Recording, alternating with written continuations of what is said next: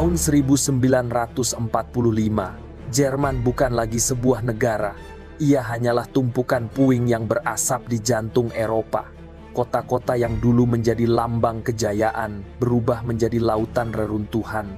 Berlin tinggal batu dan debu, sementara jutaan orang berjalan tanpa tujuan, mencari makanan, keluarga, atau sekadar alasan untuk bertahan hidup. Tentara yang pulang dari front timur menemukan rumah mereka sudah hilang, dan mereka yang bertahan harus menanggung aib. Dunia menyebut mereka bangsa pelaku kejahatan terbesar abad itu. Dari utara hingga selatan, negeri ini kehilangan segalanya. Tidak ada pemerintah, tidak ada hukum, dan tidak ada harga diri. Semua keputusan datang dari luar, dari Amerika, Inggris, Prancis, dan Uni Soviet. Setiap tentara asing kini menentukan nasib rakyat Jerman, dan setiap langkah rakyat diawasi oleh mata yang dulu menjadi musuh mereka. Namun, di tengah kehancuran itu, sesuatu perlahan tumbuh. Di antara debu dan dinginnya musim dingin pertama setelah perang, ada tekad yang tidak mati. Tekad untuk hidup, untuk menebus masa lalu, dan membangun dari awal. Tidak ada yang tahu saat itu bahwa bangsa yang terbelah ini kelak akan menjadi kekuatan ekonomi terbesar di Eropa, bahkan bersatu kembali tanpa perang, hanya lewat keberanian dan waktu. Dari puing-puing perang hingga tembok yang memisahkan keluarga, dari negara yang hancur hingga menjadi satu lagi, perjalanan Jerman adalah cermin bagaimana sebuah bangsa bisa jatuh sedalam-dalamnya, tetapi juga bangkit setinggi-tingginya. Pertanyaannya, bagaimana mungkin bangsa yang porak-poranda itu bisa kembali berdiri dan bahkan bersatu di tengah dunia yang ingin melihatnya tetap terpecah?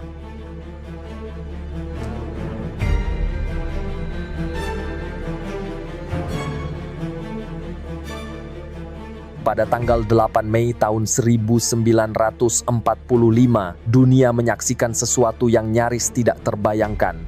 Jerman menyerah tanpa syarat. Perang yang menelan lebih dari 60 juta jiwa akhirnya berakhir. Namun bagi rakyat Jerman, ini bukanlah akhir. Ini adalah awal dari kehancuran yang sesungguhnya.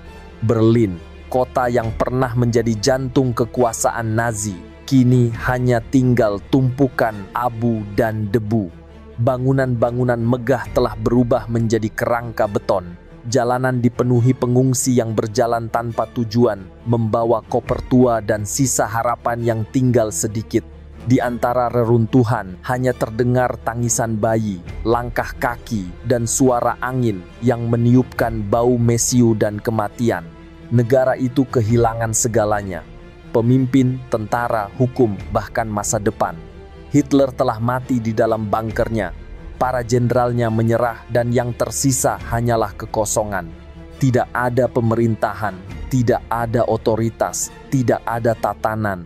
Yang ada hanyalah pasukan asing yang kini berdiri di tanah mereka. Amerika, Inggris, Prancis, dan Soviet, 4 kekuatan yang memegang kendali atas masa depan Jerman. Sejarawan Anthony Beevor dalam bukunya Berlin, The Downfall 1945 menulis bahwa kekalahan ini bukan sekadar akhir perang, tapi kehancuran moral sebuah bangsa. Di banyak tempat, kelaparan mulai menjadi bencana. Orang-orang menukar cincin kawin dengan sepotong roti. Anak-anak mencari arang di puing bangunan untuk dijual. Hukum tidak lagi punya makna. Yang berkuasa hanyalah siapa yang punya makanan dan pelindung. Inilah masa kekacauan, masa ketika nilai-nilai kemanusiaan diuji hingga titik terendah. Namun, di tengah kekacauan itu, ada sesuatu yang pelan-pelan muncul, kesadaran bahwa sejarah lama telah berakhir. Bagi rakyat Jerman, inilah titik nol. Momen ketika mereka harus belajar lagi, bukan tentang bagaimana cara berperang, tetapi tentang bagaimana cara hidup sebagai manusia dalam damai.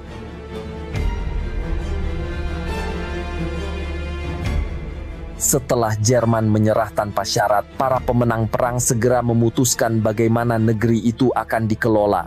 Tidak ada lagi pemerintahan pusat. Seluruh negeri kini berada di bawah kendali militer sekutu. Untuk mencegah kekuasaan Nazi bangkit kembali, Jerman dibagi menjadi 4 zona pendudukan. Amerika di selatan, Inggris di barat laut, Prancis di barat daya, dan Soviet di timur. Bahkan Berlin, yang berada di tengah wilayah Soviet, ikut dibagi menjadi 4 sektor kecil. Awalnya, sistem ini tampak sederhana dan teratur.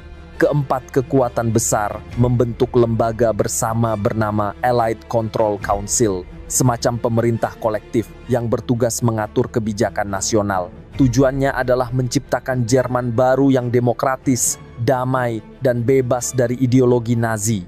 Tetapi dalam praktiknya, kerjasama ini cepat berubah menjadi medan pertarungan ideologi.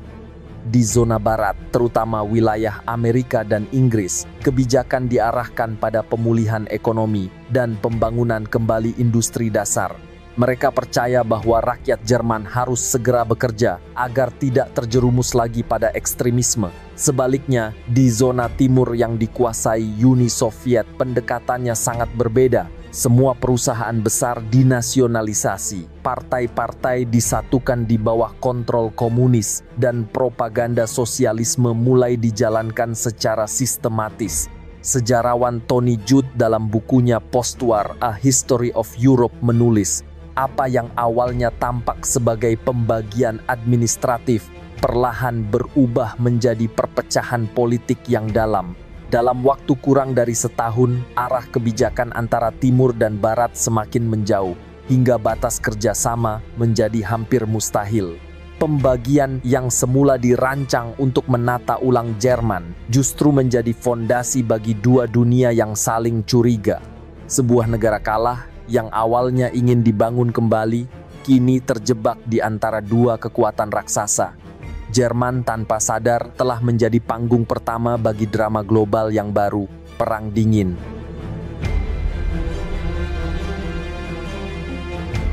Setelah perang usai, rakyat Jerman tidak hanya kehilangan negara, tetapi juga kehilangan masa depan.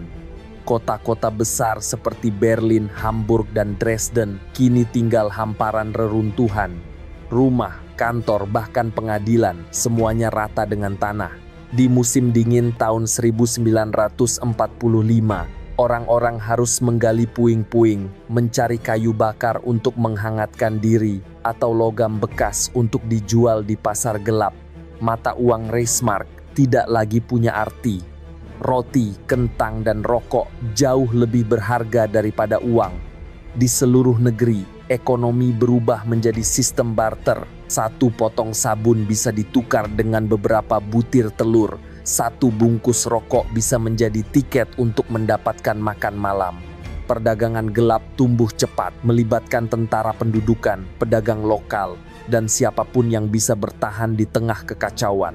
Dalam kondisi ini, kepercayaan terhadap hukum lenyap. Polisi dan lembaga peradilan Nazi telah bubar, sementara sistem baru belum terbentuk. Di banyak tempat, rakyat mengambil keputusan sendiri, terkadang dengan cara kekerasan, pencurian, penjarahan, hingga pemerkosaan menjadi pemandangan sehari-hari. Tidak ada otoritas yang benar-benar bisa menjaga keamanan. Sekutu menyadari bahaya ini. Mereka tahu bahwa tanpa hukum tidak mungkin membangun negara baru. Maka dimulailah pembentukan sistem hukum darurat di setiap zona pendudukan. Pengadilan militer dan sipil didirikan kembali, dipimpin oleh hakim-hakim baru yang diseleksi ketat, yang tidak terlibat dalam rezim lama. Di Berlin, kantor polisi perlahan dibentuk kembali di bawah pengawasan langsung pasukan sekutu. Selain itu, organisasi kemanusiaan seperti Palang Merah, UNRWA, dan lembaga gereja turun langsung membantu distribusi makanan dan obat-obatan. Namun kebutuhan yang dihadapi terlalu besar. Ribuan anak telantar, jutaan keluarga kehilangan tempat tinggal. Sejarawan Richard Bessel dalam bukunya Germany 1945, From War to Peace, menggambarkan masa ini sebagai periode di mana masyarakat mencoba menemukan kemanusiaan di tengah kehancuran total.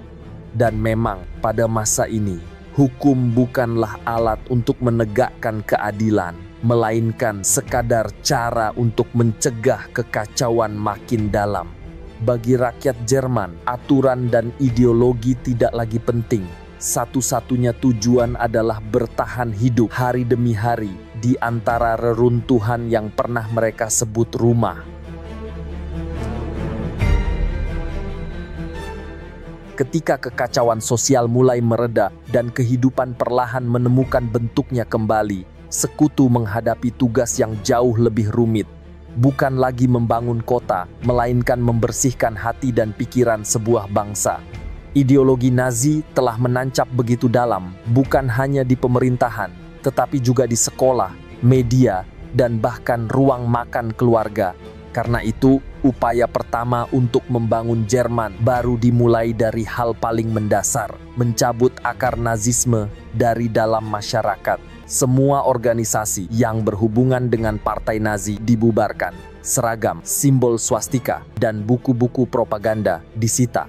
Sekutu menerapkan program besar yang disebut denazifikasi, membagi warga ke dalam beberapa kategori, dari pelaku utama, pendukung, hingga mereka yang hanya ikut karena terpaksa dan takut. Ribuan pengadilan lokal yang disebut Spruchkammer didirikan untuk menilai siapa yang bersalah dan siapa yang layak dimaafkan. Namun sekutu tahu, pembersihan moral tidak cukup dilakukan di balik meja administrasi. Dunia menuntut keadilan yang nyata, maka pada November 1945 di kota Nuremberg dimulailah pengadilan internasional terhadap 22 petinggi Nazi.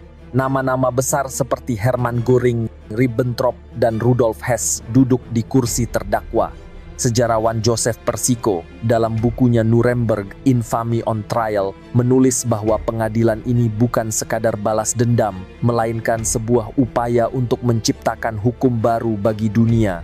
Untuk pertama kalinya, istilah kejahatan terhadap kemanusiaan digunakan secara resmi, sebuah langkah moral yang belum pernah ada sebelumnya. Meskipun tujuannya mulia, praktik denazifikasi di lapangan seringkali rumit dan penuh dilema.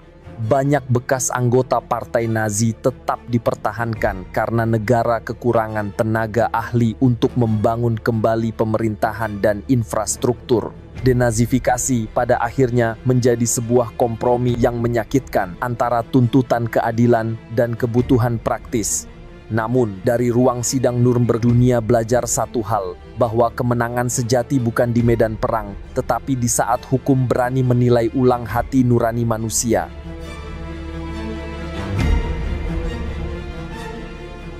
Ketika rakyat Jerman masih berjuang bangkit dari reruntuhan, keputusan-keputusan besar yang menentukan takdir mereka sedang dibuat di ruang perundingan sekutu. Dalam konferensi Potsdam tahun 1945, para pemimpin negara pemenang perang, Truman, Churchill, kemudian digantikan oleh Attlee dan Stalin, sepakat untuk mengubah peta Eropa. Bagi Jerman, kesepakatan itu berarti kehilangan sebagian besar wilayah timurnya. Silesia, Prusia Timur, dan Sudetenland, garis perbatasan baru yang dikenal sebagai Oderne's Line, secara resmi menghapus lebih dari 1/5 tanah Jerman dari peta. Perubahan itu bukan hanya soal batas negara, tetapi juga tentang nasib jutaan manusia. Lebih dari 12 juta warga Jerman yang tinggal di wilayah tersebut dipaksa meninggalkan rumah mereka dan berjalan menuju barat, sebagian besar tanpa kendaraan, membawa anak-anak kecil, dan hanya menenteng beberapa barang seadanya. Mereka disebut Vertriebene, orang-orang yang terusir. Banyak yang tewas di perjalanan karena kelaparan, penyakit, atau serangan kelompok bersenjata. Gelombang pengungsi ini menciptakan tekanan sosial yang luar biasa. Kota-kota di Jerman Barat yang sudah porak-poranda kini harus menampung jutaan penduduk baru. Tempat tinggal, makanan, dan pekerjaan menjadi barang yang sangat langka. Di beberapa daerah, ketegangan antara penduduk lokal dan para pengungsi tidak bisa dihindari. Dalam bukunya After the Reich, sejarawan Gilles MacDonough menulis bahwa masa ini adalah salah satu eksodus manusia terbesar dan paling menyakitkan dalam sejarah modern. Para pengungsi kehilangan segalanya, tanah, harta, bahkan identitas nasional mereka. Bagi rakyat Jerman, kekalahan perang kini terasa sepenuhnya nyata. Mereka tidak hanya kehilangan pemimpin dan pemerintahan, tetapi juga kehilangan tempat untuk pulang. Batas negara yang baru bukan sekadar garis di peta, ia adalah luka yang membelah jutaan jiwa. Sebuah luka yang membutuhkan puluhan tahun untuk bisa sembuh.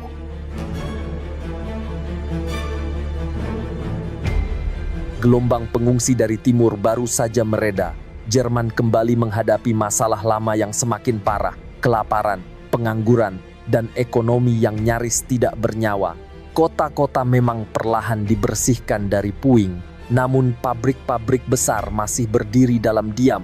Banyak di antaranya sengaja dibongkar oleh sekutu sebagai bagian dari hukuman perang.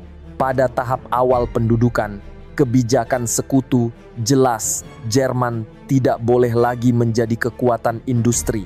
Rencana ini dikenal sebagai Morgenthau Plan, sebuah gagasan untuk menjadikan Jerman agraris agar tidak mampu memproduksi senjata lagi. Namun, kebijakan ini justru menciptakan bencana baru. Tanpa industri, rakyat kehilangan pekerjaan. Tanpa produksi, tidak ada pajak untuk membiayai kehidupan sipil.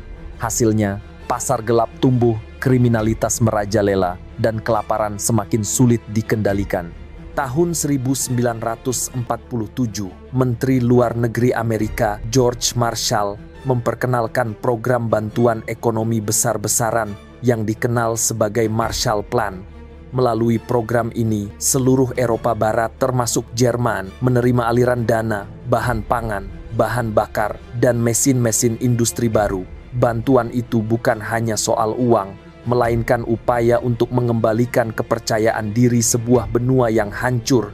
Sejarawan Tony Judt dalam bukunya Postwar menulis, Marshall Plan bukan sekadar rekonstruksi ekonomi, tapi penanaman kembali keyakinan bahwa masa depan bisa dibangun di atas puing masa lalu. Di pabrik-pabrik yang kembali berasap, di tangan para buruh yang dulu jadi tentara, sebuah Jerman baru mulai lahir. Kali ini bukan lewat perang, melainkan lewat kerja keras dan bantuan luar.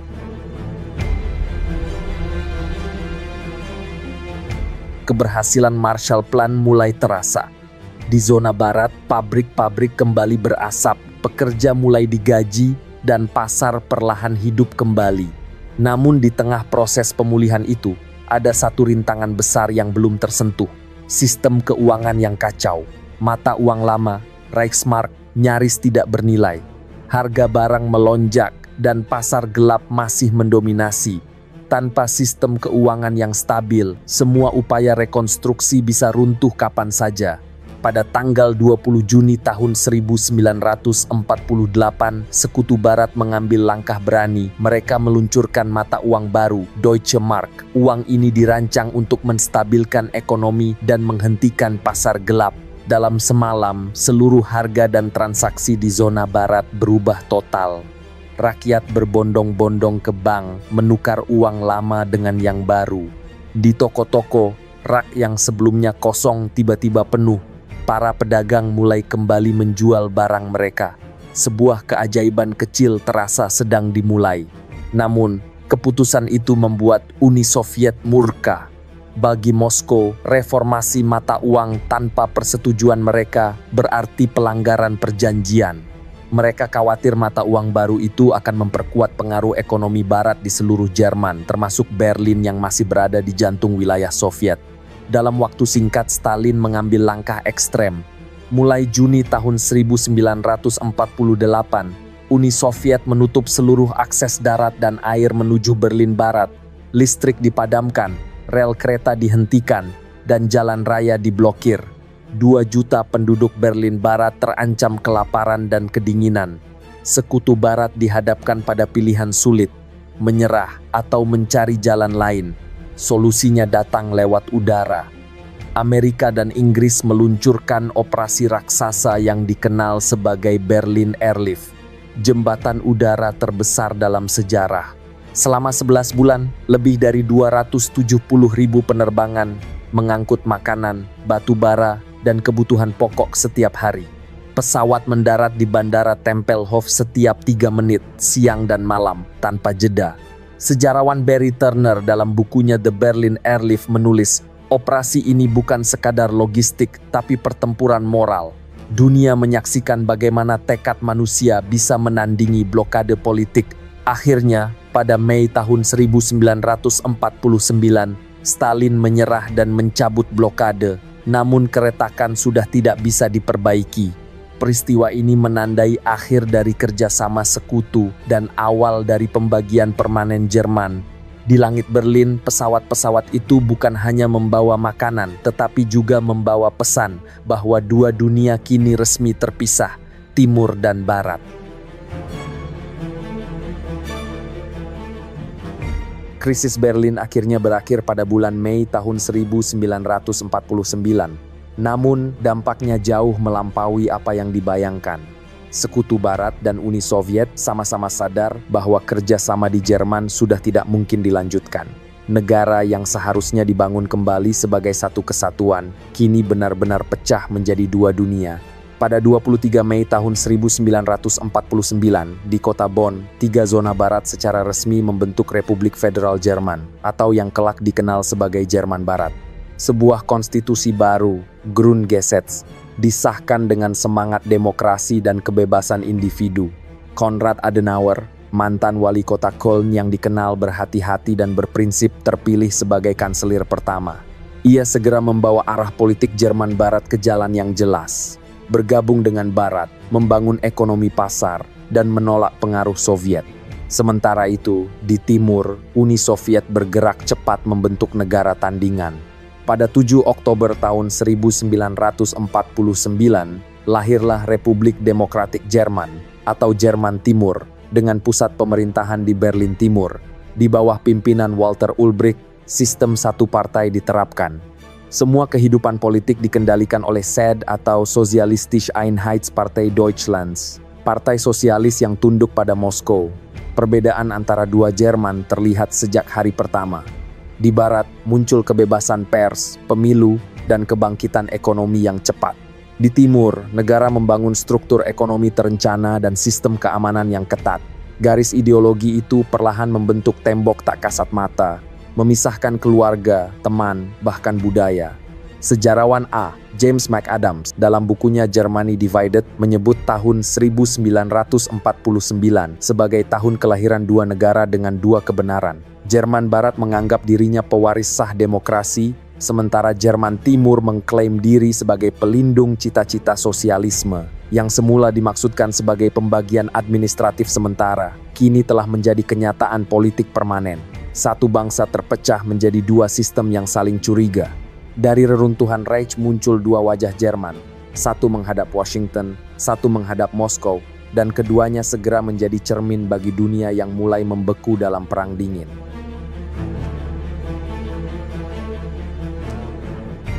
Awal tahun 1950-an menjadi masa ketika dua Jerman mulai mengukuhkan jalannya masing-masing.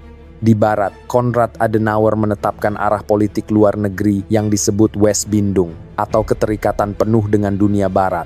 Ia percaya bahwa masa depan Jerman hanya bisa dibangun lewat integrasi dengan demokrasi liberal bersama Amerika Serikat, Inggris, dan Prancis. Di bawah kepemimpinan Adenauer, Jerman Barat perlahan memperoleh kembali kepercayaan dunia.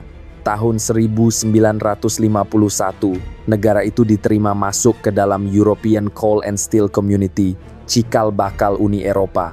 Ekonominya tumbuh pesat, didukung oleh kebijakan pasar bebas dan semangat kerja keras rakyatnya.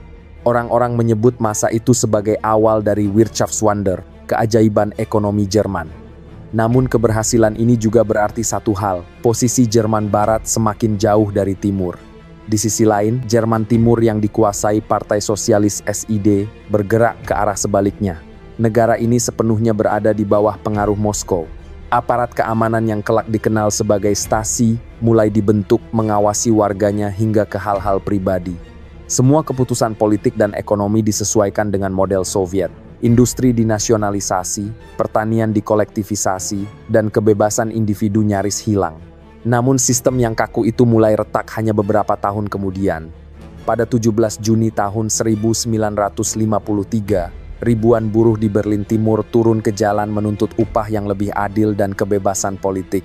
Pemberontakan dengan cepat menyebar ke berbagai kota di GDR. Pemerintah panik, dan tank-tank Soviet segera dikerahkan untuk menekan demonstrasi. Ratusan orang tewas, ribuan lainnya ditangkap. Sejarawan Mary Fulbrook dalam bukunya Anatomy of a Dictatorship menulis bahwa pemberontakan itu menjadi momen ketika rakyat menyadari negara sosialis yang dijanjikan justru berubah menjadi penjara kolektif. Setelah peristiwa itu, jalan kedua negara makin jelas. Tahun 1955, Jerman Barat resmi bergabung dengan NATO, dan sebagai balasan, Jerman Timur dimasukkan ke Pakta Warsawa. Kini dunia benar-benar terbagi dua, dan di tengahnya, Jerman berdiri sebagai simbol nyata dari garis ideologi yang membelah seluruh Eropa.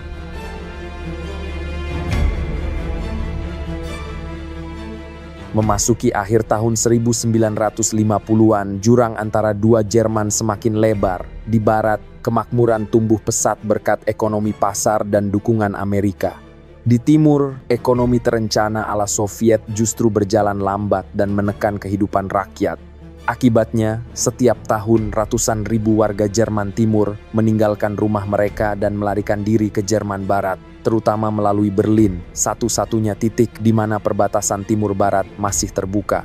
Bagi pemimpin GDR, Walter Ulbricht, arus pelarian itu menjadi ancaman serius.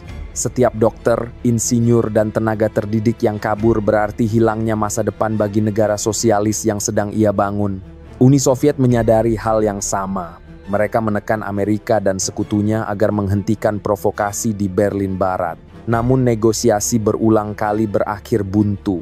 Ketegangan memuncak pada tahun 1958 ketika pemimpin Soviet Nikita Khrushchev mengultimatum Barat, akui Berlin Barat sebagai bagian dari GDR atau hadapi krisis baru.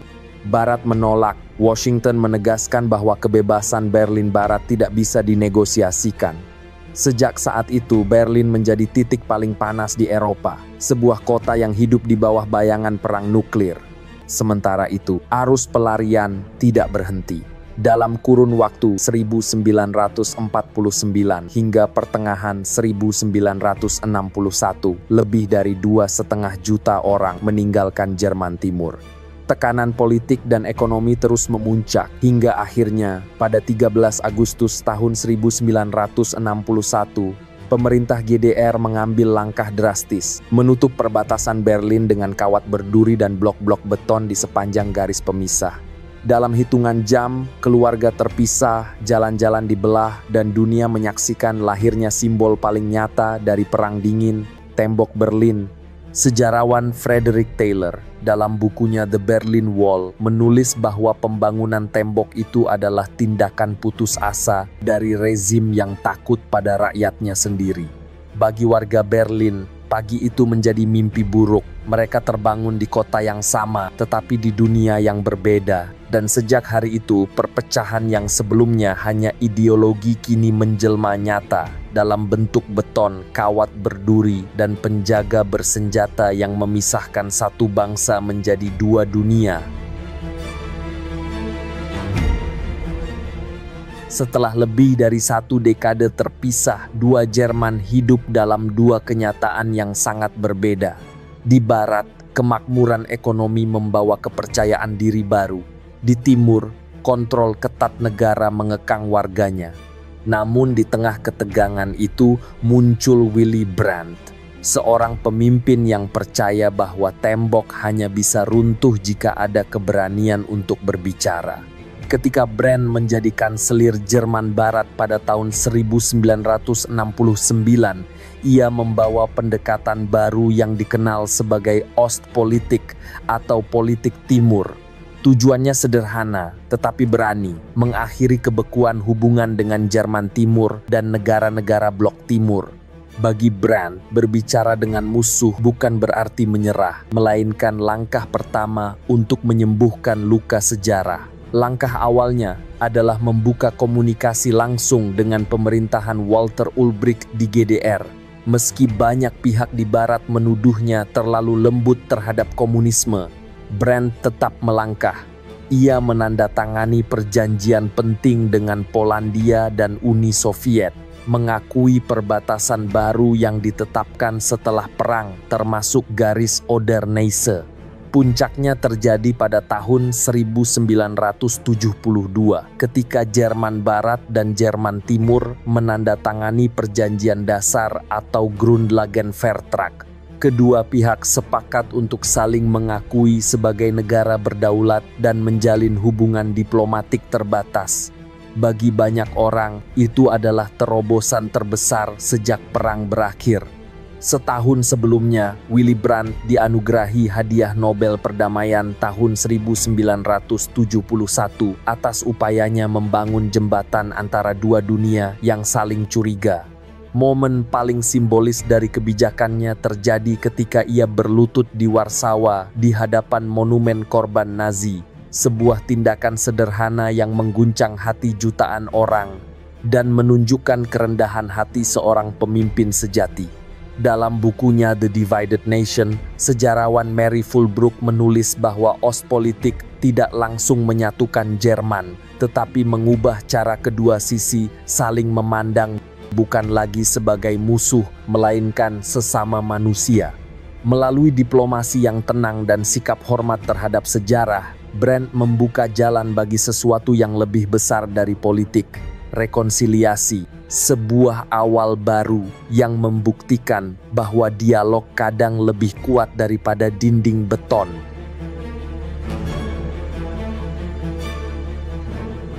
Setelah keberhasilan diplomasi Ostpolitik, harapan akan stabilitas mulai tumbuh. Namun di balik ketenangan itu, dua Jerman hidup di dunia yang semakin berbeda. Di barat, Republik Federal Jerman melaju pesat. Industri otomotif, kimia, dan teknologi berkembang pesat, menjadikan negeri itu salah satu kekuatan ekonomi terbesar di dunia. Kota-kota seperti Frankfurt dan Munich menjadi simbol kemakmuran kapitalisme Eropa. Sementara itu di timur, Republik Demokratik Jerman menghadapi jalan buntu. Pemerintah di bawah Erich Honecker terus mempertahankan ekonomi terencana ala Soviet yang kaku. Pabrik-pabrik milik negara mulai menua, teknologi tertinggal, dan utang luar negeri kian membengkak. Di atas kertas, GDR menyebut dirinya negara pekerja paling maju di blok timur, tapi kenyataannya rakyat harus mengantri berjam-jam hanya untuk membeli daging, kopi, atau bahkan mobil yang butuh belasan tahun untuk dipesan. Ketimpangan antara dua Jerman kini bukan hanya ideologis, tetapi terasa nyata di meja makan. Warga timur yang menonton siaran televisi barat bisa melihat kehidupan mewah di sisi lain tembok, sebuah pemandangan yang tak mungkin disembunyikan oleh propaganda. Untuk mencegah keresahan, aparat stasi memperluas pengawasan. Surat, telepon, hingga percakapan pribadi diawasi. Tidak ada yang benar-benar merasa aman, bahkan di rumah sendiri. Namun, di tengah tekanan itu, muncul ruang-ruang kecil untuk bernapas. Gereja menjadi tempat perlindungan moral, sementara seni, teater, dan musik digunakan untuk menyampaikan kritik terselubung terhadap rezim. Generasi muda mulai mempertanyakan janji sosialisme yang tak pernah terwujud. Sejarawan Mary Fulbrook dalam bukunya Anatomy of a Dictatorship menulis bahwa pada dekade 1980-an, GDR menjadi negara yang kuat di luar tapi rapuh di dalam. Sistem yang dibangun di atas ketakutan akhirnya kehilangan kepercayaannya sendiri. Kesenjangan ekonomi yang semakin lebar telah menggerus legitimasi politik GDR.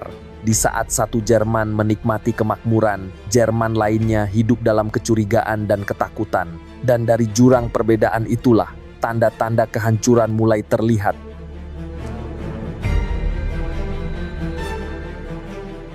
Tahun 1985 menjadi titik balik yang tak terduga di seluruh Eropa Timur.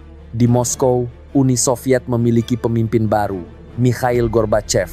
Ia datang membawa dua ide yang akan mengubah dunia, glasnost keterbukaan dan perestroika, reformasi. Tujuannya sederhana, menyelamatkan ekonomi Soviet yang sekarat dengan memberi rakyat lebih banyak kebebasan. Namun di luar dugaan, kebijakan itu justru mengguncang seluruh blok komunis. Negara-negara satelit seperti Polandia, Cekoslowakia, dan Hungaria mulai menuntut reformasi serupa. Namun di Jerman Timur, Erich Honecker menolak mentah-mentah perubahan itu. Ia menegaskan bahwa ide-ide Gorbachev tidak akan berlaku di GDR.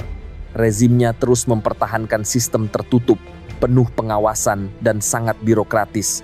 Tetapi kenyataan di lapangan berkata lain, perekonomian kolaps, utang luar negeri menumpuk, dan rakyat semakin frustrasi. Dalam bukunya The Divided Nation, sejarawan Mary Fulbrook menulis bahwa menjelang akhir 1980-an, GDR menjadi negara yang masih berdiri karena ketakutan, bukan karena keyakinan. Rakyat sudah lelah hidup di balik tembok, menonton kemakmuran Jerman Barat dari layar televisi. Gelombang pelarian pun tak terhindarkan. Tahun 1989, ribuan warga GDR kabur ke barat melalui Hungaria dan Cekoslowakia, memanfaatkan perbatasan yang mulai terbuka. Gereja-gereja di Leipzig menjadi tempat berkumpul bagi mereka yang haus akan kebebasan. Setiap Senin, mereka turun ke jalan dengan satu seruan yang menggema di seluruh negeri. Wir sind das Volk, kami adalah rakyat. Pemerintah menanggapi dengan penangkapan dan ancaman, namun protes terus membesar. Pada Oktober 1989, Honecker akhirnya digulingkan oleh partainya sendiri dan digantikan oleh Egon Krenz. Tetapi langkah itu tak lagi mampu menyelamatkan situasi. Ribuan orang memenuhi jalanan Berlin Timur, Dresden, dan Leipzig, menuntut perubahan nyata, bukan sekadar pergantian wajah. Dan kemudian tibalah malam yang mengubah sejarah dunia. 9 November tahun 1989, juru bicara partai Günter Schabowski mengadakan konferensi pers rutin. Ia membacakan pernyataan tentang aturan perjalanan baru bagi warga GDR. Tujuannya adalah meredam massa, bukan membuka perbatasan. Ketika seorang wartawan bertanya kapan kebijakan itu berlaku, Schabowski kebingungan dan tidak siap. Ia menjawab, "Secepatnya, menurut saya, mulai sekarang." Jawaban sederhana itu menyebar cepat lewat televisi dan radio. Ribuan warga Berlin Timur bergegas menuju pos perbatasan seperti Bornholmer-Straße dan Checkpoint Charlie. Para penjaga bingung. Mereka tidak menerima instruksi apapun dari pemerintah. Tekanan massa semakin besar, hingga akhirnya, tepat pukul 23.30, seorang perwira membuka gerbang perbatasan. Orang-orang melintasi tembok dengan tangisan haru. Mereka naik ke atas beton, memeluk saudara mereka di sisi barat, menari di bawah langit Berlin. Dalam hitungan jam, tembok yang selama 28 tahun menjadi simbol perpecahan dunia runtuh, bukan karena perang, melainkan karena rakyat tidak lagi percaya pada ketakutan. Televisi di seluruh dunia menyiarkan momen itu. Pekerja, mahasiswa, dan keluarga menghancurkan tembok dengan palu dan tangan kosong. Presiden AS George Bush menahan diri agar tidak terlihat merayakan kemenangan, sementara Gorbachev menolak mengerahkan tank atau pasukan. Dunia akhirnya menyadari perang dingin tidak akan berakhir dengan ledakan, melainkan dengan keajaiban yang damai. Sejarawan Frederick Taylor dalam bukunya The Berlin Wall menulis, tembok itu tidak dihancurkan, tapi ditinggalkan mati oleh rakyatnya. Kalimat itu menggambarkan segalanya. Rezim yang hidup dari ketakutan akhirnya kalah oleh keberanian sederhana rakyat biasa. Malam itu, sejarah berubah. Tembok Berlin runtuh tanpa satu peluru pun ditembakkan. Dunia menyaksikan bagaimana sekelompok warga, bukan pemerintah, mengakhiri salah satu babak paling gelap abad ke-20. Dari abu perang dingin, lahir sebuah harapan baru bahwa dinding terbesar yang memisahkan manusia bukanlah beton, melainkan ketakutan. Dan malam itu, ketakutan itu pun ikut runtuh.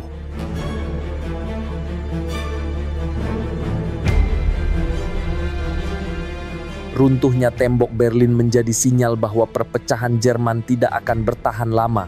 Dalam hitungan bulan, semangat kebebasan berubah menjadi tuntutan politik. Rakyat Jerman Timur ingin bersatu kembali dengan saudaranya di Barat. Pada bulan Maret tahun 1990, Jerman Timur menggelar pemilu bebas pertama dalam sejarahnya. Hasilnya jelas. Mayoritas besar memilih partai-partai pro-reunifikasi yang didukung Jerman Barat. Rakyat tidak hanya menginginkan kebebasan, tetapi juga stabilitas dan kesejahteraan yang selama ini mereka lihat di sisi lain tembok. Langkah berikutnya adalah diplomasi. Status Jerman masih terikat oleh 4 kekuatan pendudukan: Amerika Serikat, Uni Soviet, Inggris, dan Prancis. Untuk itu, digelar serangkaian perundingan yang dikenal sebagai 2+4 Treaty. 2 Jerman ditambah 4 negara sekutu. Perjanjian itu ditandatangani pada 12 September tahun 1990, menetapkan pengakuan penuh terhadap kedaulatan Jerman bersatu dan penarikan seluruh pasukan asing dari wilayahnya. Dunia resmi mengakhiri sisa-sisa Perang Dunia II. Akhirnya, pada 3 Oktober tahun 1990, lonceng-lonceng gereja berbunyi di seluruh negeri. Bendera hitam merah emas dikibarkan di depan Reichstag, menandai hari bersatunya kembali Jerman. Tag der Deutschen Einheit, Hari Persatuan Jerman. Di jalanan Berlin, orang-orang menangis, tertawa, dan bernyanyi seolah menebus 45 tahun kehilangan. Namun, euforia itu segera berganti dengan realitas yang jauh lebih sulit. Ekonomi Jerman Timur kolaps, industri milik negara bangkrut, dan jutaan pekerja kehilangan pekerjaan. Pemerintah Jerman Barat harus mengucurkan dana raksasa untuk membangun kembali wilayah timur. Proses yang memakan waktu puluhan tahun. Dalam bukunya Postwar, sejarawan Tony Judt menulis, persatuan Jerman terjadi dalam semalam, tetapi penyatuan bangsa membutuhkan 1 generasi. Dan benar, tembok fisik memang runtuh, tapi tembok ekonomi dan mentalitas masih berdiri lama setelah itu. Bagi Jerman, reunifikasi bukan akhir perjalanan, melainkan awal baru. Perjuangan untuk menyatukan bukan hanya tanah dan pemerintahan, tetapi juga hati dan harapan rakyatnya sendiri.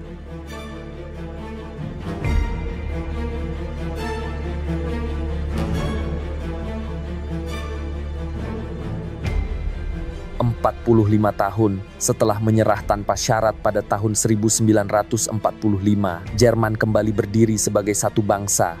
Dari kehancuran moral, luka perpecahan, dan trauma perang, negeri ini menempuh perjalanan panjang menuju persatuan. Jalan yang mereka lalui bukanlah kemenangan instan, melainkan rangkaian ujian yang menuntut kesabaran, introspeksi, dan keberanian untuk berubah. Jerman pasca reunifikasi menjelma menjadi simbol baru di Eropa. Bukan lagi kekuatan militer yang menakutkan, melainkan kekuatan moral dan ekonomi yang stabil. Mereka tidak membangun kejayaan di atas ambisi, tetapi di atas kesadaran akan masa lalu. Generasi baru tumbuh dengan pemahaman bahwa kekuatan sejati bukanlah dominasi, melainkan kemampuan untuk belajar dari kesalahan. Berlin, yang dulu terbelah oleh kawat berduri, kini berdiri sebagai kota persatuan dan kreativitas. Sisa-sisa tembok masih dibiarkan berdiri, bukan untuk dibenci, melainkan untuk diingat. Setiap potongan beton menjadi pengingat bahwa kebebasan tidak datang dengan mudah. Ia lahir dari keberanian untuk mengatakan cukup. Jerman modern menjadi bukti bahwa kehancuran bukanlah akhir. Bangsa yang pernah terpuruk bisa bangkit kembali tanpa kehilangan kemanusiaannya. Dan luka sejarah dapat menjadi fondasi kebijaksanaan. Dan mungkin itulah pelajaran terbesar dari perjalanan panjang ini. Sebuah bangsa tidak diukur dari berapa kali ia menang, tetapi dari seberapa dalam ia belajar setelah kalah. Dari reruntuhan dan rasa malu, Jerman membuktikan bahwa harapan selalu bisa lahir kembali, bahkan dari tempat yang paling gelap dalam sejarah manusia.